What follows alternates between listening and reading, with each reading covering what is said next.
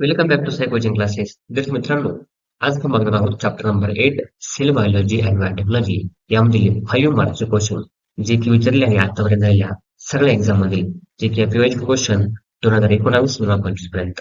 आणि मी तुम्हाला या व्हिडिओमध्ये 5 मार्कचे पूर्ण क्वेश्चन नीट समजून सांगणार आहे. चला तर मग सुरुवात करूया आपल्या 5 मार्कच्या पीवायपीला चॅप्टर नंबर 8 मधील सेल बायोलॉजी अँड बायोटेक्नॉलॉजी. बघा आपल्याकडे 5 मार्कचा पहिला क्वेश्चन आहे. काय म्हटले, what is stem cell? Write any 4 uses of stem cell. Stem cell म्हणजे काय आणि त्याचे 4 उपयोग लिहा. केव्हा विचारलाय? मार्च 2025 ला.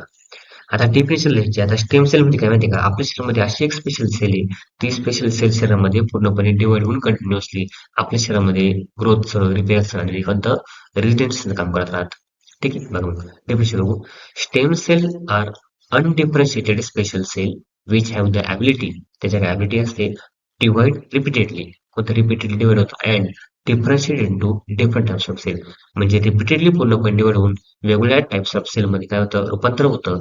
कशासाठी काम करतं मग ते? हेल्प इन ग्रोथ, वाढ, रिपेअर, कोणतं एखादी गोष्ट रिपेअर करण्यासाठी, पूर्णपणे तयार करण्यासाठी, परत एखादी गोष्ट जर चुकीची असेल कोणती गोष्ट रिप्लेस करण्यासाठी, आणि regeneration on tissue and the organ, म्हणजे आपल्या शरीरामध्ये ते रिजनरेशन करायचे, परत निर्माण करायचं कोणतं टिश्यू आणि ऑर्गनचं, यासाठी मदत करते कोणती? Stem sale.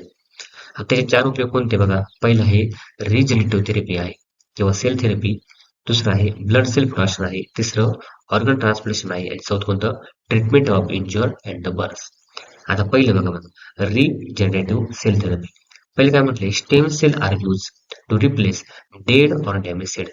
ज्या सेल आपल्या शरीरामध्ये किल झालेल्या, मेलेल्या किंवा डॅमेज झाल्या, याला काय करतं? रिप्लेस करतं. कोणत्या? डायबिटीज असेल, हार्ट अटॅक असेल, अल्झायमर, पार्किन्सन डिसीज. आता ब्लड सेलचं काय करतं? प्रोडक्शन करतं, म्हणजे आपल्या शरीरामध्ये ब्लड सेल तयार करते. मग कोणतं? बघा, stem cell are use to produce blood cell for the patient of the anaemia, thalassaemia आणि ल्युकेमिया. आता यांच्यामध्ये हे आजार आहे, ॲनिमिया, थॅलेसेमिया आणि ल्युकेमिया, यांच्यामध्ये ब्लड सेल प्रोडक्शन काय होतं? कमी होतं. आणि ते प्रोडक्शन वाढवण्यासाठी कोणता? आपला स्टेम सेलचा वापर होतो. तिसरं, ऑर्गन ट्रान्सप्लांटेशन. आता stem cell help in formation of tissue and organ. आता स्टेम सेल काय करतं? आपल्या शरीरामध्ये टिश्यू आणि ऑर्गन बनवायला मदत करतं, which can be use for the transplantation in organ failure, कोणता? Kidney, liver etcetera.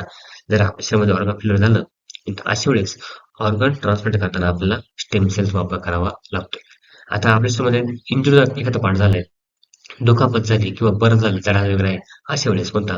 Stem cell help in repair damage tissue in the spinal cord injury, burns and wound.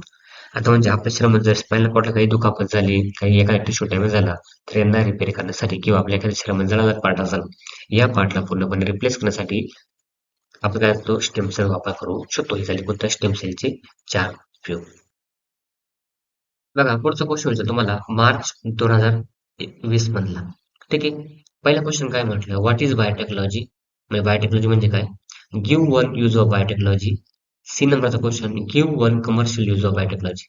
Biotechnology commercial use सांगा, biotechnology उपयोग सांगा. Biotechnology जे आहे तर कोणता? Write to practical example of biofertilizer. कोणते example द्यायचे बायोफर्टिलायझरचे?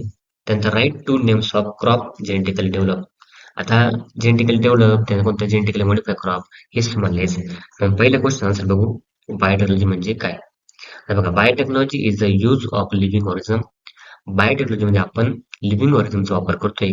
कशासाठी? सेल ऑर बायोमॉलिक्युल्स, त्यांच्या सेल असेल किंवा त्यांचे बायोमॉलिक्युल असेल, टू प्रोड्यूस युजफुल प्रोडक्ट. कशासाठी? युजफुल प्रोडक्ट तयार करण्यासाठी.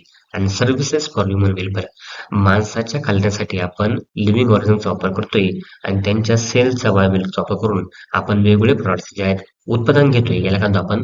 बायोटेक्नॉलॉजी. आता बायोटेक्नॉलॉजी उपयोग काय मग? Production of medicine like insulin and vaccine. Vaccine तयार करण्यासाठी आणि कोणतं? इन्सुलिन तयार करण्यासाठी आपण बायोटेक्नॉलॉजीचा वापर करू शकतो. हे झाले कोणते? ए आणि बी नंबरच्या क्वेश्चनचं आन्सर. पुढच्या स्लाइडमध्ये आपण सी, डी आणि ई या क्वेश्चनचे आन्सर बघूयात. बघा, सी क्वेश्चन आन्सर काय आपला? कमर्शियल यूज ऑफ बायोटेक्नॉलॉजी आपले कसले?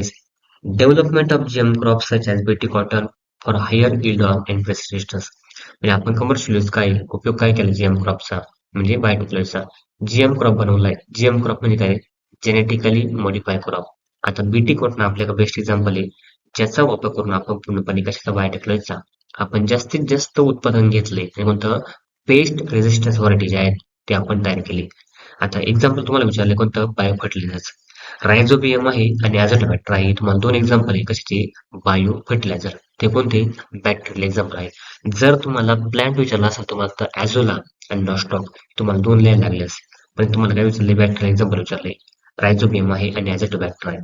त्यानंतर ई नंबरचा क्वेश्चन बघा. Write to names of crop genetically develop. तुम्हाला दोन क्रॉपची नावं लिहायची जेनेटिकली डेव्हलप आहे.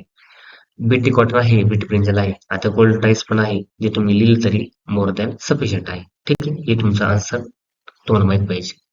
क्वेश्चन बघा, लास्ट क्वेश्चन विचारला आपल्याला जवळपास 3च क्वेश्चन आहे 5 मार्क्स मध्ये आपले. जुलै 2020चा क्वेश्चन आहे हा. Observe the figure and answer the following question. He figure observe करा आणि त्याच्याबद्दल काही क्वेश्चन विचारले त्या क्वेश्चनचे आन्सर लिहा. इथे काय म्हटलं identify the process given in the above figure. आता या फिगर मध्ये कोणती प्रोसेस लिहिली तुम्हाला आयडेंटिफाय करायची ओळखायची. बी नंबरचं write the importance of the above process. आता या प्रोसेसची इम्पॉर्टन्स तुम्हाला लिहायचे. त्यानंतर सी विचारलं तुम्हाला write any two benefits of biotechnology. आता हा सिमिलर क्वेश्चन तुम्हाला 3 मार्क्स मध्ये विचारला गेला होता आणि परत हा सिमिलर क्वेश्चन तुम्हाला किती 5 मार्क मध्ये विचारला गेला आहे. ठीक आहे, मग तुम्हाला पहिले याला प्रोसेस आयडेंटिफाय करायला 1 मार्क आहे.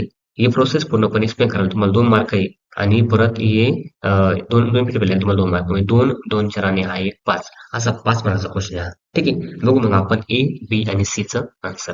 बघा पहिलेच मी काय दिलं बघा identify the process shown in the figure. आता या डायग्राम मध्ये प्रोसेस कोण दिली. आता या डायग्राम मध्ये काय दिलं बघा genetically modification genetic modification of plant using virus production of GM crop by recombinant DNA technology.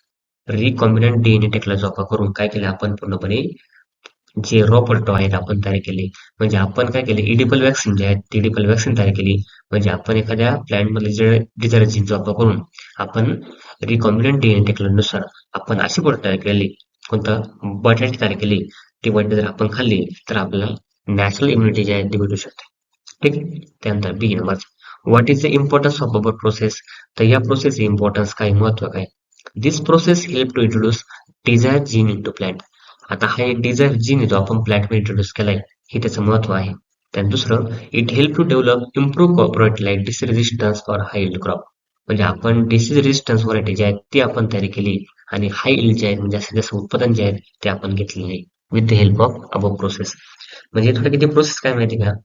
आता हा एक व्हायरस तो व्हायरस आपण या बॅक्टेरियामध्ये टाकला आणि त्या बॅक्टेरियाला पूर्णपणे इन्फेक्ट करायला लावला कोणत्या लीव्हजला आणि त्या लीव्स पासून आपण असं तयार केलं त्याच्यामध्ये या बॅक्टेरियाचं इन्फेक्शन असेल आणि झाड त्याचं स्वतःच्या नॅचरल पूर्णपणे नुसार कोणतं असं काही झाड तयार करतं असं काही पूर्णपणे तयार होते कोणतं त्याच्यामध्ये नॅचरली या व्हायरस विषयी कोणतं अगेन्स्टला पूर्णपणे प्रतिकारण्यासाठी काही जीन जे आहेत पूर्णपणे काही रोगप्रतिकारक जे आहेत ते तयार होईल हे तुम्हाला म्हटलं. मग तुम्हाला दोन बेनिफिट लिहायचे बायोटेक्नॉलॉजीचे. आता पहिले बघा क्रॉप प्रोडक्शन इन्क्रीज करतोय आणि त्यानंतर प्रोडक्शन ऑफ मेडिसिन कोणतं इन्सुलिन आहे वॅक्सिन आहे आणि कोणतं अँटीबॉडीज आहे. खूप सोपा क्वेश्चन विचारलाय. म्हणजे असं आपण झाडं तयार केली त्या झाडामध्ये नॅचरली फाईट करणारं जे जीन आहे ते तयार केलं झाडाने. तसंच प्रत्येक झाड तयार करतोय प्रत्येक माणूस तयार करतोय. आपला जर कोणता आजार झाला तर त्या आजाराविषयी आपलं शरीर सुद्धा फाईट करते. नॅचरल काय करतंय इम्युनिटी आहे आपल्याकडे कोणतं त्या इम्युनिटीनुसार आपण त्याला फाईट करतोय. तसंच झाडामध्ये एखादा नवीन जीन जर टाकला व्हायरल जीन जो आहे झाड त्या जीनला प्रतिकारासाठी काहीतरी डोकं वेळ लागलं पूर्णपणे प्रतिकार करलं आणि ते प्रतिकार केलं कोणतं नॅचरली काय होईल आपल्याला त्या बटाट्यामध्ये कोणतं असे काही गुणधर्म तयार होतील जे पूर्णपणे नॅचरली एखाद्या रोगावरशी फाईट वगैरे करतील हे तुम्हाला म्हटलंय. तुम्ही चॅनल नवीन असेल चॅनल सबस्क्राईब करा व्हिडिओ लाईक करा व्हिडिओ जास्तीत जास्त शेअर करा आणि तुम्हाला कमेंटमध्ये मला तुम्हाला आवड वाटतं टॉपिक नक्कीच कमेंट करा ज्याच्यावर मी लवकरात लवकर व्हिडिओ बनवू शकतो. भेटूया पुढच्या व्हिडिओमध्ये पुढच्या चॅप्टरच्या व्हिडिओमध्ये.